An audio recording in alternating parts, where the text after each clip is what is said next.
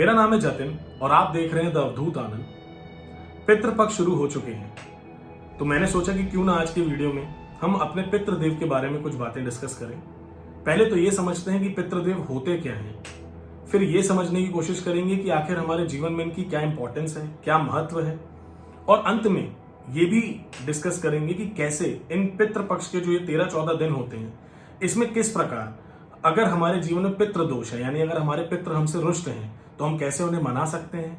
और अगर हमारे पितृ हमसे रुष्ट नहीं भी हैं और हमारे जीवन में अगर मान लीजिए कोई परेशानी है, तो कैसे हम इनकी मदद इनसे मांग सकते हैं, कैसे हम अपनी परेशानियों के लिए इनके पास जा सकते हैं, इनसे हेल्प ले सकते हैं और कैसे ये हमारी मदद करते हैं। इसलिए इस वीडियो को लास्ट तक ध्यान से देखें और आपके जो भी विचार हो वो आप मुझे कमेंट करके जरूर बताएं।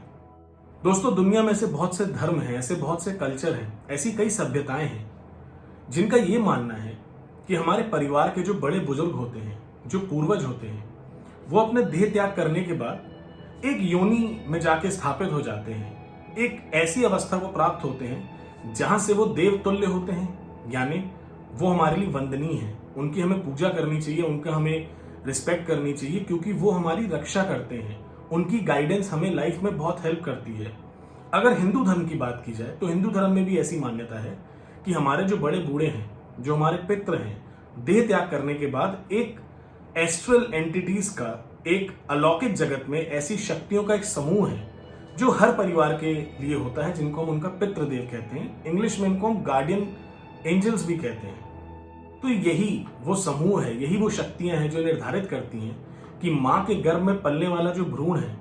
उसके भीतर कौन सा जीव तत्व जाएगा, कौन सी आत्मा उसके अंदर प्रवेश करेगी।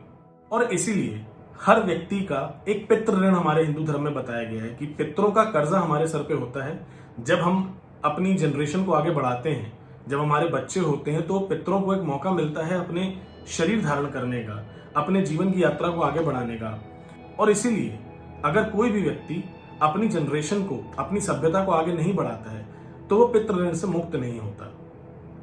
दोस्तों, ऐसा भी माना जाता है कि ये जो पितृ होते हैं ये हमारे फर्स्ट लाइन ऑफ डिफेंस होते हैं, यानी हमारे जीवन में किसी भी प्रकार की कोई भी परेशानी हो, चाहे वो कोई शारीरिक बीमारी हो, चाहे वो कोई पारिवारिक कलेश हो, चाहे वो कोई ऊपरी बाधा हो, कोई किसी का किया कराया कोई नेगेटिव एनर्जी, किसी की बुरी नजर लगना, किसी प्रकार की कोई भी परेशानी हो, कोई बहुत बड़ा बिजनेस में लॉस है, फाइनेंशियल लॉस होने वाला हो, किसी भी प्रकार की कोई भी समस्या हो, सबसे पहले जो शक्ति हमारी प्रोटेक्शन करती, जो हमारी रक्षा करती है, वो होते हैं हमारे पितृदेव। और इसके पीछे का साइंस है दोस्तों, पितृदेव हमारे कुल के देवता होते हैं। वो हमारे घर पे, हमारे परिवार में सबसे ज्यादा उनका एक्सेस होता है, वो हमेशा हमारे आसपास होते हैं, हमारे साथ होते हैं। इसीलिए कोई बाहरी एनर्जी का प्रवेश बिना उनकी अनुमति के हमारे घर के भीतर नहीं होता। कोई भी परेशानी, कोई भी नेगेटिव एनर्जी अगर हमारे घर में आएगी और अगर हमारे पितृ हमारी रक्षा करने के लिए वहां उपस्थित हैं, तो वो हमें उनसे बचाते हैं।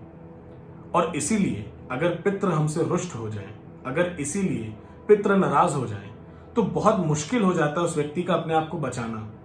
बहुत से लोग हैं जो कुंडली के अंदर अपने पितृ दोष को देख पाते हैं, या अगर आप किसी एस्ट्रोलॉजर के पास जाएं तो कुछ योग होते हैं, कुछ ग्रहों की प्लेसमेंट होती है, जिससे देख के पता लगाया जाता है कि क्या आपकी कुंडली में पितृ दोष है। अगर पितृ दोष है तो यह माना जाता है कि पितरों से आपको गाइडेंस और प्रोटेक्शन नहीं मिलेगी, या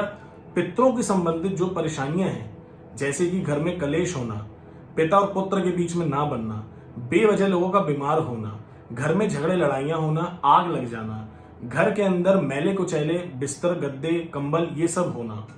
और फालतू के बड़े बड़े खर्चे आना, इस प्रकार की ये कुछ सिम्टम्स होते हैं। ये कुछ ऐसे इंडिकेशन है जिससे अगर हमारे आसपास अगर ऐसा माहौल है तो हम समझ सकते हैं कि हमारे साथ, हमारे घर में पितृ दोष है, यानी हमारे पितृ हमसे रुष्ट हैं। और इसीलिए हमारे कल्चर में, हिंदू सभ्यता में,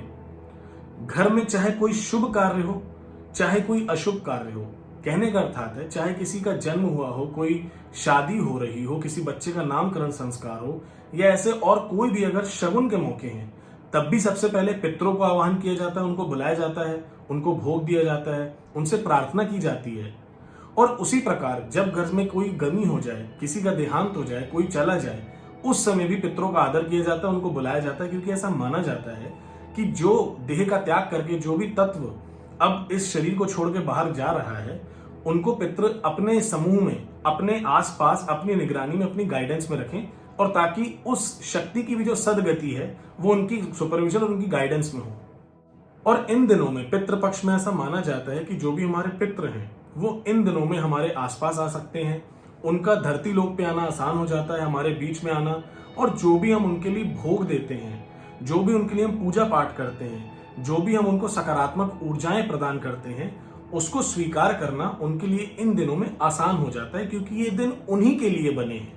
जो गुजर गए हैं, जो पितृ बन चुके हैं। उन्हीं की सदगति, उन्हीं के जो बंधन हैं, उनको हम अपनी ऊर्जाओं के माध्यम से ईश्वर से प्रार्थना करके हम उनके बंधन को काट सकते हैं और उनकी सदगति में हम उनकी मदद कर सकते हैं, और इसीलिए ये दिन बनाए गए हैं।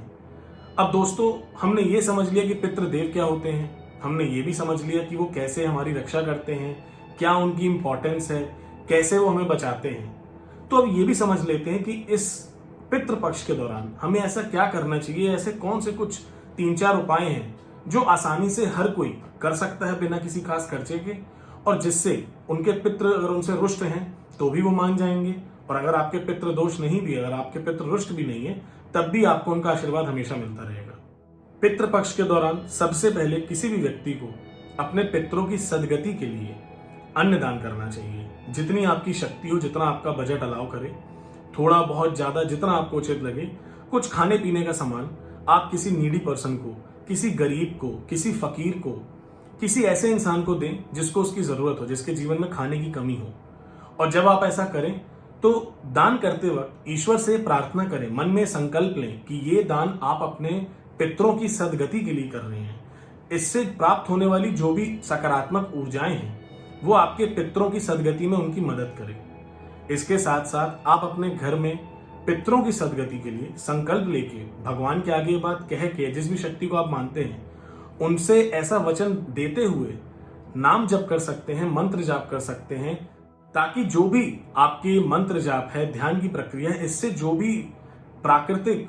और ब्रह्मांडीय ऊर्जा आप इकट्ठी कर रहे हैं, उस ऊर्जा को अंत में आप अपने पितरों की सदगति के लिए उनको प्रदान कर सकें। और यही ऊर्जा उनके जो मोह बंधन है, या जो भी उनकी उस योनि की परेशानी है, या जो भी उनकी नाराजगी है आपसे, उसको दूर करने में आपकी मदद करती है।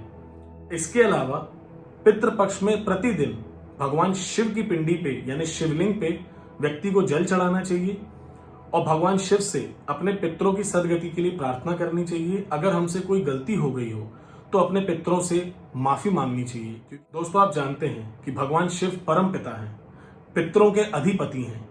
अगर आपके पितृ रुष्ट हैं तो आप भगवान शिव को जल चढ़ाएं, ओम नमः शिवाय का जप करें या महामृत्युंजय मंत्र का जप करें, और ऐसा करते वक्त आप अपने पितरों से क्षमा मांगे, भगवान शिव से जो भी गलतियां उनके लिए क्षमा मांगे, पितरों की सदगति के लिए प्रार्थना करें। ऐसा करने से भी आपके जो पितृ हैं वो आपके ऊपर अनुकूल हो जाते हैं, आपकी मदद करने लगते हैं। इसके अलावा आप पितृपक्ष के दौरान जिस भी तिथि में आपके बुजुर्ग गुजरे हों, जो भी हमारे घर के पूर्वज होते हैं, किसी न किसी स्पेसिफिक तिथि पे वो अपने देह का त्याग करते हैं, और हर परिवार में ऐसे बुजुर्गों की कुछ तिथियां निर्धारित होती हैं। तो पितृपक्ष के दौरान जब वो तिथि आए, उस दिन आप किसी भी पीपल के पेड़ के नीचे भोजन, घर में पका हुआ भोजन और जल, ये 2 पात्र और साथ में कुछ पैसे, जैसे आपको एक आध सिक्का रख सकते हैं या कोई जैसी भी आपकी शक्ति हो, उसको रख के वहां पे एक दीपक जला के आए और अपने पितरों से ये प्रार्थना करें कि जो भी आपकी गलती है उसके लिए वो आपको क्षमा करें। जो भी आपने अपनी शक्ति के अनुसार जो भी भोग आपने उनके लिए बनाया है, या जो भी आपने जल रखा है, जो भी पदार्थ आपने वहां रखे हैं, उसको वो ग्रहण करें और उसे आप छोड़ के आ सकते हैं। और एक लास्ट उपाय आपको और बताता हूं कि आप कभी भी सोमवती अमावस्या के दिन अगर गाय को 5 फल खिलाते हैं, और ये अपने पितरों के निमित्त अगर आप ये दान करते हैं, गाय को ये फल खिलाते हैं, तो इससे भी आपके पितरों को तृप्ति मिलती है। दोस्तों, मुझे ऐसा लगता है कि पितरों का हमारे अनुकूल होना बहुत ही जरूरी है। अगर हमारे पितर हमारे साथ होते तो मैंने अपने जीवन में इस बात को बहुत ही अच्छी तरीके से कई बार अनुभव किया है कि मैं जब जब परेशानी में रहा तब तब मुझे अपने पितरों से सहायता मिली है, उनका आशीर्वाद रहा है, उनकी गाइडेंस मिली है, और उसी की बदौलत मैं कई परेशानियों को फेस किया, और उन्हीं की बदौलत कई बार बड़ी बड़ी परेशानियों का सामना मैंने किया, और उनके आशीर्वाद से मुझे उन परेशानियों से मुक्ति मिली। आशा करता हूं कि ये जानकारी आप सभी की भी मदद करेगी। और आपके पितृ भी अगर आपसे रुष्ट हैं तो वह मान जाएंगे और आप पे अनुकूल होकर अपनी कृपा करेंगे। इसी भाव के साथ आज के वीडियो को यहीं विराम देते हैं। जल्द मिलूंगा फिर किसी नए टॉपिक के साथ। तब तक के लिए धन्यवाद।